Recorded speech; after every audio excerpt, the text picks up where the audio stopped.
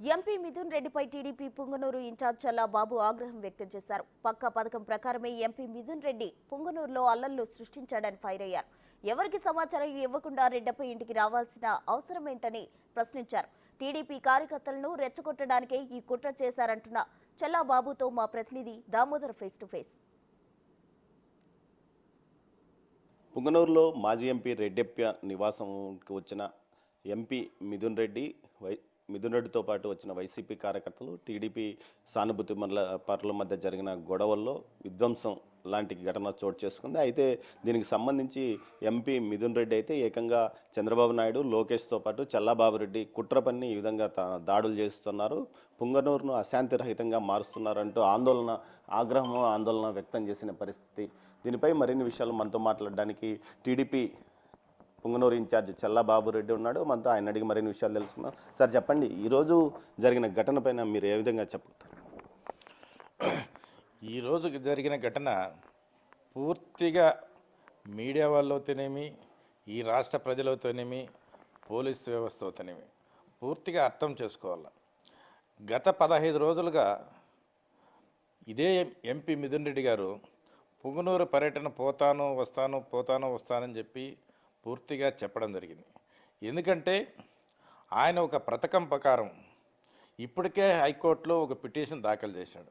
నాకు సెక్యూరిటీ లేకుండా చేసినారు, నాకు భద్రత కల్పించాలా అని చెప్పి ఒక హైకోర్టులో ఒక రిట్ వేసుకొని ఆ పథకం ప్రకారం ఆయన మీద దాడులు జరుగుతూ ఉన్నాయని చెప్పి ఒక వీడియో రికార్డ్ సృష్టించుకోవాలని చెప్పి ఈరోజు పుంగనూరుకి తెల్లవారుజామున 8:30కే ఎవరికి కానీ, పోలీసుకి కానీ, వాళ్ళ కార్యకర్తలకు కానీ ఎవరికి ఇంటిమేషన్ లేకుండా పరాయి జిల్లా నుంచి, తిరుపతి నుంచి ఒక రౌడీ మూకలను దాదాపు 10 వెహికల్స్కి తీసుకుని నువ్వు రెడ్డప్ప ఇంటికి పోవాల్సిన అవసరం ఏముందని నేను అడుగుతాను.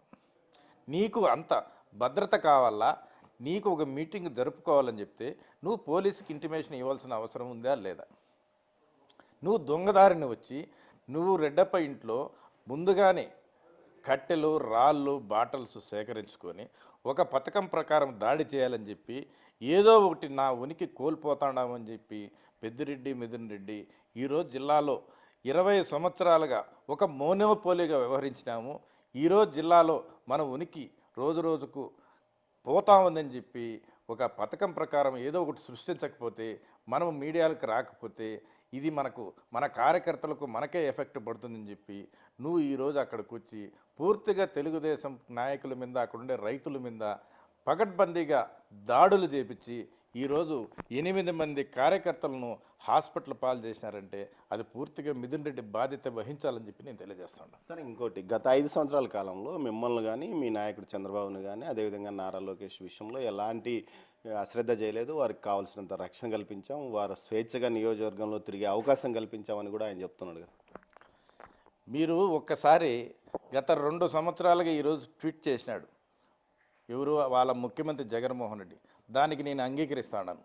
ఆ ట్వీట్ చేసింది పుంగనూరు నుంచి గత 4 సంవత్సరాలుగా ఏమి చేసినాడు ఈ మిథున్ రెడ్డి కానీ, ఈ రామచంద్రారెడ్డి కానీ కుప్పంలో ఏం చేసినాడని చెప్పి ఇక్కడి నుంచే ఒక ఎంక్వైరీ స్టార్ట్ చేస్తాం. ఈరోజు జరిగిన సంఘటనకు కూడా దాని మీద కూడా ఎంక్వైరీ అయింది. ప్రతి ఒక్కరికి దాన్ని ఎంక్వైరీ చేసేది ఈ పుంగనూరు నుంచే.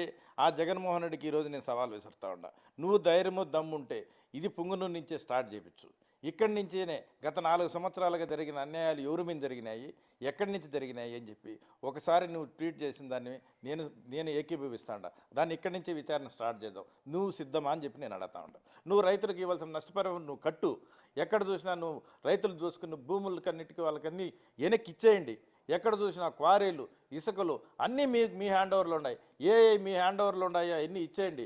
వాళ్ళ బాధితులందరూ ప్రశాంతంగా ఉంటారు. కానీ ఈ నిందులన్నీ చంద్రబాబు నాయుడు మీద, లోకేష్ బాబు మీద, మా మీద వేయడము పూర్తిగా విడ్డూరకరంగా ఉందని చెప్పి నేను తెలియజేస్తాను. మొత్తం మీద అయితే బాబు రెడ్డి చెప్తున్న దాని ప్రకారం ముఖ్యంగా హైకోర్టులో వేసిన పిటిషన్కు బలం చేకూర్చడానికి కావాలనే ఒక డ్రామా ఆడాడు. అందులో భాగంగానే ఈరోజు ఏదైతే పొంగనూరు రావడం, ఆ తర్వాత జరిగిన పరిణామాలు కూడా ఇందుకోసమే క్రియేట్ చేసుకున్నవే కానీ ఏదైతే అతను రావాలనుకున్నప్పుడు పోలీసుల సహకారంతో ముందుగా సమాచారం తెలియజేసి వారి ద్వారా వచ్చి సమావేశాన్ని ఒక ప్రభుత్వ కార్యాలయంలో ఏర్పాటు చేసి అక్కడికి రైతులను పిలిపించాల్సి ఉంటుంది. కానీ ఈ విధంగా ఏకంగా ఒక ప్రైవేటు ఏదైతే మాజీ ఎంపీ ఇంట్లోకి వచ్చి అక్కడ ముందుగానే సిద్ధం చేసుకున్న ఏదైతే రాళ్ళు కానీ బీరు సీసాలు కర్రలతో తమ పార్టీ కార్యకర్తల మీద తమ అనుచరుల మీద దాడులు చేశారు, వారు గాయపడ్డారు. అటు అధికారంలో లేనప్పుడు కూడా తమ కార్యకర్తలు గాయాల పాలయ్యారు, ఆసుపత్రి పాలయ్యారు. ప్రస్తుతం కూడా ఇదే పరిస్థితి కొనసాగుతుందంటూ ఆవేదన వ్యక్తం చేస్తున్నాడు చల్లబాబు రెడ్డి.